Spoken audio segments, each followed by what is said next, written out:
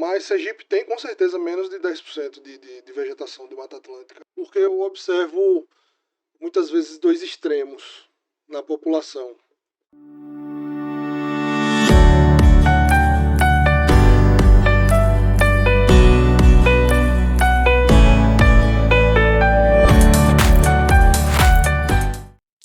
Sejam bem-vindos, muito bem-vindos ao Ambiental Podcast.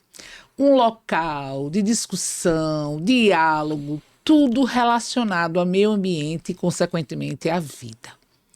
Aqui receberemos pesquisadores, técnicos, representantes da sociedade civil, professores, advogados e estaremos aqui de 15 em 15 para conversar com vocês. Hoje estamos aqui com o Ítalo Carvalho, engenheiro florestal com conhecimento prático e teórico.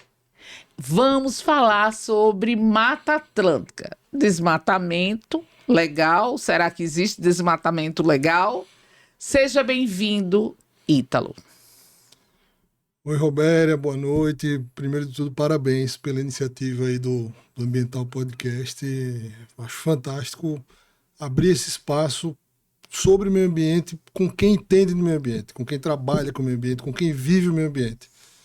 Acho sua iniciativa fora de série. Mais uma vez, muito obrigado pelo convite. Eu agradeço pela gentileza. Então, Ítalo, eu comecei falando de desmatamento legal. Essa palavra é um tanto pejorativa. Existe mesmo esse desmatamento legal? Como é que funciona? Porque tudo, na verdade, isso daí é um jogo de ideias da carga semântica da coisa, né? Da terminologia da palavra. A gente profissional, inclusive os termos legais, se referem, na verdade, à supressão. A gente usa esse termo supressão, a prática profissional e legal é chamada de supressão. Desmatamento já fica uma coisa, já dá essa conotação do ilegal. Apesar de que, por exemplo, eu trabalhei 8 anos e meio na ADEMA, e quando eu comecei a trabalhar na ADEMA, as autorizações de supressão saíam como autorizações de desmate. Tinham esse termo que dava essa carga. E no fim das contas, tudo, na verdade, quem vai fazer a balança disso é a finalidade, a forma como foi feita, a forma como foi estudado e a legalidade do ato e tudo que envolve, que a gente vai seguir mais hoje falando sobre isso. A ADEMA é o órgão ambiental aqui do estado de Sergipe, né? Um órgão estadual. Pois bem, a gente tem visto em pesquisas e muitas falas que a gente hoje tem em Sergipe menos de 10% de Mata Atlântica, né? Um percentual muito baixo. Aí eu gostaria que você explicasse, esse percentual se refere à vegetação primária, secundária, estágio? Existe um recorte nessa pesquisa, nesses dados? Eu não vou saber te dizer agora em números exatos, certo quanto a gente tem, mas Sergipe tem com certeza menos de 10% de vegetação de Mata Atlântica, pelo menos em estágio arbustivo para cima, né? Arbustivo arbóreo e arbóreo, né? E uma coisa mais preocupante para todo mundo, na verdade, é que o estado de Sergipe, com as outras fisionomias nossas de vegetação, o estado de Sergipe tem menos de 20%. Eu estou falando dados do censo do levantamento florestal que foi feito no estado em 2010, que eu até participei, molecão, recém-formado, mas o estado de Sergipe tem menos de 20% de vegetação. Sobra menos de 20% de vegetação, de cobertura vegetal em Sergipe. Se Sergipe fosse uma propriedade rural, Sergipe não teria contemplado a sua reserva legal, prevista de 20% pela lei pelo Código Florestal. Pela 12.651, né? De 2012. Outra coisa que eu gostaria de saber, a gente escuta muito falar em inventário florestal, né? Eu gostaria de, em que momento esse inventário florestal ele é cobrado, ele é necessário e o que ele significa dentro, né, dessa perspectiva de supressão de desmatamento, supressão ou desmatamento, aí a gente fica nessa dúvida, mas pode falar. Bom, o inventário florestal, como o próprio nome inventário fala, é um levantamento de um estoque, né? Você precisa saber o que você tem. E o inventário florestal, estou conceituando primeiro, né? O inventário florestal, ele é um levantamento quantitativo e qualitativo da sua floresta. O que é que você tem em termos de espécies, quais espécies você tem, o quanto cada espécie daquela representa daquela população florestal, e aí depois você deriva N dados, que você vai medir diâmetro, altura, aí você calcula volume, você pode derivar para a questão até do crédito do carbono, né, para o estoque de carbono, você entra em toda a parte de fitossociologia, uma palavra meio complexa, mas a fitossociologia vai ser a relação de ocupação da floresta nos estratos horizontal, vertical, enfim, e é isso que vai preceder, que vai dizer, que vai descrever aquela floresta, o que é que ela tem, que riqueza ela tem e em volume, em números, o que é que ela é. E a legislação nossa, qualquer supressão de vegetação, ela é precedida de um inventário florestal, porque é justamente para que o órgão tenha os dados do que é que ele vai, né, que características tem aquela floresta que pretende ser utilizada, suprimida, e aí você vai ver os usos que vão ser previstos e tudo mais. Então é basicamente isso. Você faz esse levantamento e dentro desse levantamento, e a gente vamos chamar da vegetação do bioma Mata Atlântica, vai saber o que pode ou o que não pode ser suprimido. Então quer dizer que há possibilidade de supressão da vegetação de forma legal, através de que lei? Qual é a lei que autoriza a supressão? Basicamente, a lei que inicia, que dá as primeiras condições para a supressão de vegetação é o Código Florestal, a 12.651, de 2012.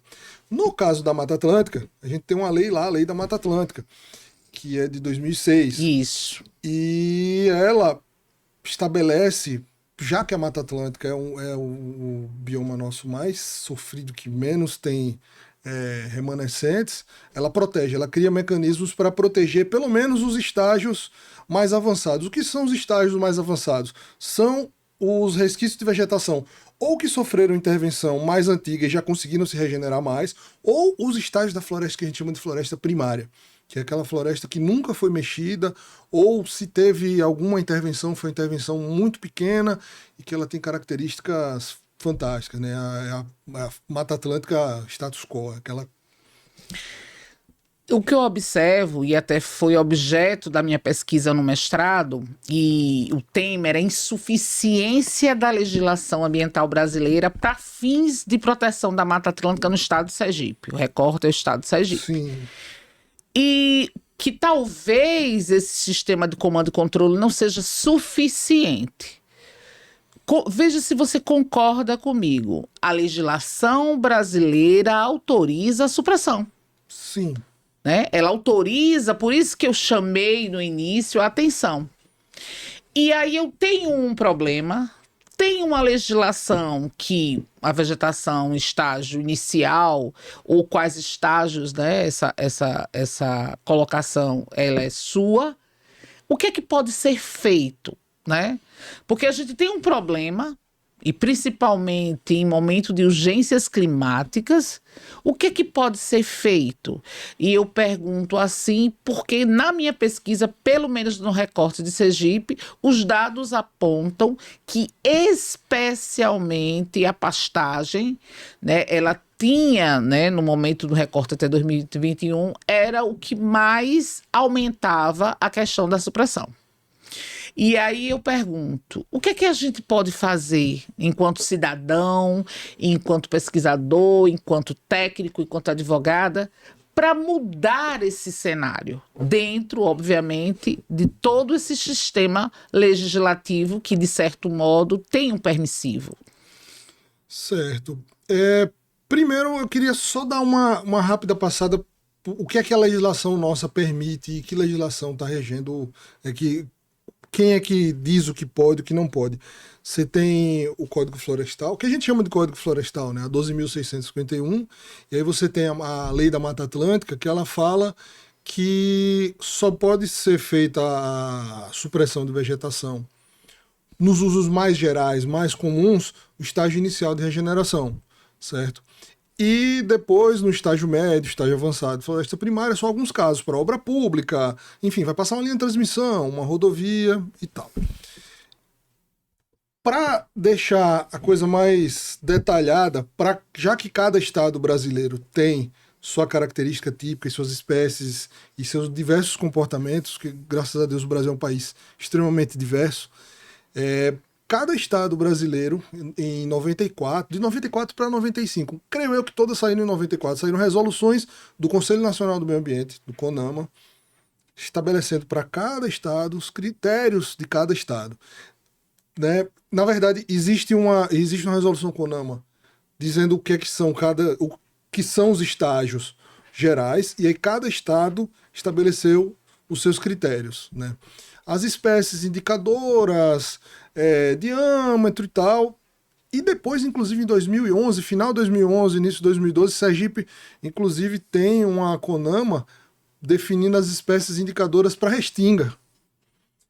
Ao meu ver, inclusive, uma coisa que já seria de cara interessante para dar segurança jurídica, tanto para quem vai produzir como para o órgão ambiental, para fiscalização, para tudo, seria atualizar essa legislação de 94. Porque ela estabelece critérios, mas tem critérios que não são muito objetivos. Você ter espécie indicadora, é legal você ter espécie indicadora, mas você não diz cada espécie de cada grupo ecológico evolutivo, o que é que o quanto dela vai ter e tal. Então, só ter a espécie e tal vai dizer que aquela floresta é avançada. Você acaba focando em proteger, às vezes, uma área menos interessante, outra mais interessante. Entendeu? Então, acho que a primeira coisa que deveria ser feita era fazer uma revisão nos critérios. Certo. Indo para mais restrição ou para menos restrição, mas deixar os critérios mais objetivos, mais técnicos, até para que eles sejam melhor atendidos no inventário florestal. Os critérios que definem o estágio. Isso, os né? estágios. O estágio, se é médio, se é avançado, se é inicial. Perfeito. Mais alguma sugestão? E a questão da compensação ambiental? Então, aí eu vou trazer uma coisa um pouco mais para Sergipe, porque é o estado que a gente está e vive e trabalha. Muitos estados brasileiros já têm os critérios definidos para compensação e como é que é. Sergipe não tem. E eu já estive enquanto servidor público no órgão ambiental. Hoje eu sou consultor ambiental. Existe uma insegurança, inclusive, muito grande, né? Porque você fica sem ter critérios mais... Sem ter um critério para se agarrar, para dizer, não, tem que ser X hectares compensados a cada hectare que você suprimir, ou para cada árvore, tantas árvores, ou estabelecer outros critérios, vai ser feita uma doação, uma destinação de verba para a criação de unidades de conservação, ou para proteção de mananciais, que seja recuperação de áreas degradadas, recuperação de APP. Inclusive, ao meu ver, conhecendo esse estado, os 75 municípios, rodando cada biboca desse estado, as APPs, as áreas de preservação permanente dos nossos cursos d'água são sofríveis, passam por uma situação terrível. Os nossos mananciais estão sofrendo absurdamente. Bom, interessante. Como, né, já foi definido pelo STF que a compensação ela pode ser feita dentro do mesmo bioma, né, havia uma dúvida com relação a isso, e eu pergunto e penso que essa compensação ela pode ser além do que está previsto, por exemplo, na Lei de Mata Atlântica. A compensação ela poderia, inclusive, ser uma condicionante, inclusive, de licenciamentos em áreas urbanas. Robéria, sim, a gente precisa recuperar. E de que forma? Ele trouxe uma excelente ideia. As APPs seria uma possibilidade muito interessante que não necessariamente tivesse próximo, na área, na adjacência daquele empreendimento. Poderia ser uma compensação de Mata Atlântica num APP, por exemplo, em um município, né? Um APP inclusive do poder público. Seria também uma forma de compensação. Sair dessa compensação limitada. Muitas vezes a gente sabe que há compensação em unidade de conservação, sim, em Sergipe, até porque eu tenho um processo, ou dois processos que há essa compensação na unidade de conservação, mas poderia ir muito além das APPs, seria uma forma objetiva e entendemos que até dentro da discricionariedade técnica do órgão, né? Que a gente sabe que o órgão, Sim. ele tem a vinculação com a lei, mas ele também tem a discricionariedade. Então, seria uma opção para a gente recuperar essa Mata Atlântica. E o sistema econômico, né? Que não é só a questão do crédito de carbono, que é uma forma também de preservar, mas pagamento por serviços ambientais, IPTU verde e tantas outras formas econômicas, ou seja, que traz um retorno financeiro ou traz uma economia para quem protege. Mais alguma sugestão? Na verdade, eu ainda detalharia melhor, assim, como é que seria isso, assim, o que eu penso. Eu tenho visto muitos casos agora de muitos proprietários autuados pelo IBAMA, pela ADEMA, e que eles precisam fazer projeto de recuperação de áreas degradadas para recompor a vegetação que eles fizeram supressão de forma ilegal. Muitas vezes são agricultores, produtores que têm uma certa condição econômica, mas uma boa parte das vezes é gente que tem terra muito pequena, e que de repente você não vai presentear o cara que desmatou, mas porque você vai dar subsídio para o cara recuperar uma área que ele não vai usar economicamente, né? De repente poderia ser um caminho, ou em áreas públicas, enfim, eu acho que existem vários caminhos aí para subsidiar essa recuperação das áreas degradadas. Então, o que você colocou aqui é que o pequeno produtor seria inviável economicamente para o produtor fazer essa recuperação, essa compensação em outra área. Mas entendemos também que esse recorte poderia ser colocado e levado em consideração, até mesmo porque parte da proporcionalidade, da razoabilidade. Né? Eu lembro que quando eu atuo na área com caçicultores, e a impressão, né, que o meu adversário judicial tinha no início era que eram grandes fazendas de camarão, e não é. Sergipe não tem grandes fazendas de camarão, a maioria é 1 hectare, 2 hectares, entendeu? Não é isso? 1 hectare, ele tá me corrigindo, viu? Não é isso, hectare, que agora é muito me veio uma pouco. coisa à cabeça.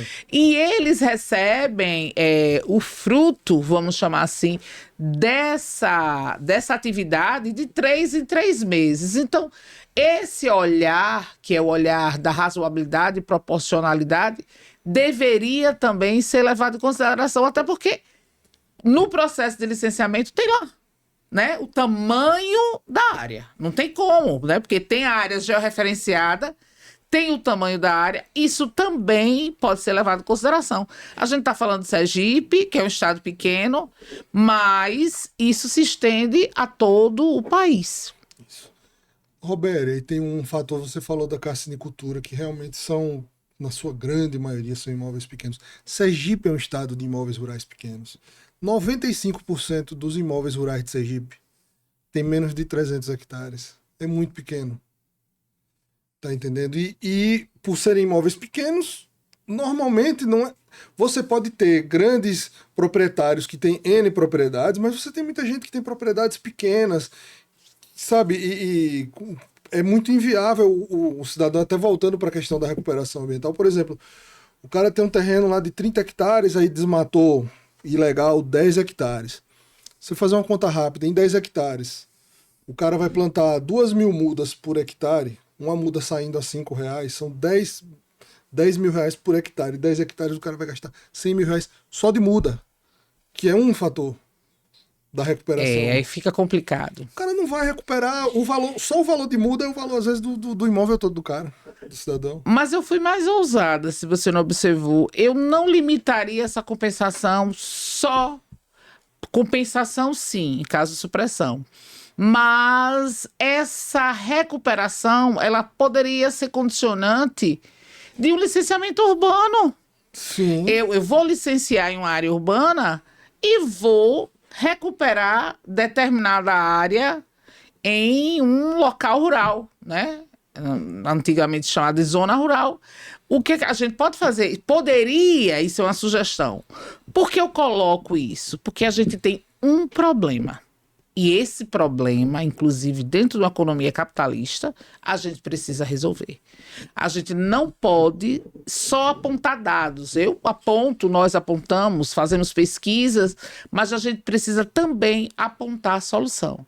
E entendemos que a solução estaria nessa recuperação diária, mesmo o licenciamento sendo na área urbana. Porque apontar dados, a gente tem um histórico, eu inclusive vou aconselhá-los a ler esse livro, quem gosta muito de falar da deficiência da Mata Atlântica, é importante conhecer o histórico de devastação, né? Que não começou agora, começou desde a colonização. Então eu super indico essa obra, né? Ela é de Werner Dwin, meu inglês não é muito bom, viu? A Ferro e Fogo, ok? E para encerrar, né, a gente tem pouco tempo e, assim, muito feliz com recebê-lo nesse nosso primeiro podcast. Qual é o conselho que você dá para a população em termos de conservação do meio ambiente? Primeiro de tudo, tentar ler melhor, se informar melhor. Porque eu observo muitas vezes dois extremos na população. Os palpiteiros de meio ambiente que acham que tem que abraçar a árvore, acabar o mundo, que aquela árvore vai salvar o mundo. Como também você tem extremo do cara que acha que, sabe, um tempo eu ouvi, um tempo desse, um cidadão dizer que se encontrasse a Greta Thunberg na rua, atropelaria. Nesse nível de noção de meio ambiente. A sabe? ambientalista, né? Então, eu acho que se informar, ler de diversas fontes, e principalmente ouvir quem é profissional do meio ambiente. Porque palpiteiro do meio ambiente tem muito, a gente sabe bem. Mas, assim, ouvir profissional do meio ambiente, tentar se informar, ler, saber, exato, procurar informação, ler a legislação. Sabe? E hoje, com a inteligência artificial aí, de fácil acesso, você vai ver termos mais difíceis. Você vai lá e consegue. Tem as plataformas de vídeo todas aí para se informar, para ver, tirar dúvida. Eu acho que informação, primeiro de tudo, para saber em que focar, sabe? Porque semana de meio ambiente da escola, vamos fazer a hortinha da escola, aí gasta um monte de plástico, enfim, é se informar, é estudar. Perfeito. Ítalo, muito obrigada pela presença, assim, foi uma troca muito boa, né? E aguardamos vocês daqui a 15 dias para um novo Ambiental Podcast. Um abraço.